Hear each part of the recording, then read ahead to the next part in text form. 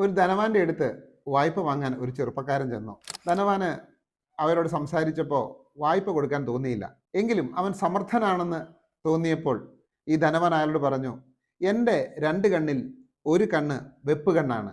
അതേതാണെന്ന് കൃത്യമായിട്ട് പറഞ്ഞാൽ നിങ്ങൾക്ക് ഞാൻ വായ്പ നൽകാം. അല്പനേരം ആ ധനവാന്റെ മുഖത്തേക്ക് കണ്ണിലേക്ക് സൂക്ഷിച്ചു നോക്കിയ ശേഷം ആ ചെറുപ്പക്കാരൻ പറഞ്ഞു, നിങ്ങളുടെ ഇടത് കണ്ണാണ് വെപ്പ് കണ്ണ്. ആ, കറക്റ്റ് ഉത്തരം. നിങ്ങൾക്കത് എങ്ങനെ മനസ്സിലായി? ധനവാൻ ചോദിച്ചു. അയാൾ പറഞ്ഞു, അങ്ങയുടെ ഇടത്ത് കണ്ണിലാണ് അല്പമെങ്കിലും ദയയും കാരുണ്യവും അനുകമ്പയും സ്നേഹവും ഞാൻ കണ്ടത്.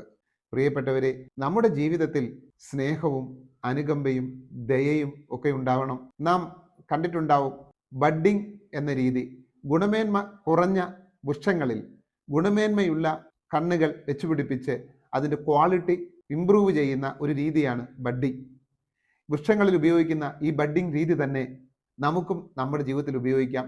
നന്മയുടെയും കാരുണ്യത്തിൻ്റെയും സ്നേഹത്തിൻ്റെയും ഒക്കെ മുകുളങ്ങൾ നമ്മുടെ ജീവിതത്തിലേക്ക് നമുക്ക് ബഡ് ചെയ്ത് പിടിപ്പിച്ചാൽ നാം ഓരോരുത്തരും ശ്രേഷ്ഠരായ മനുഷ്യരായി മാറും.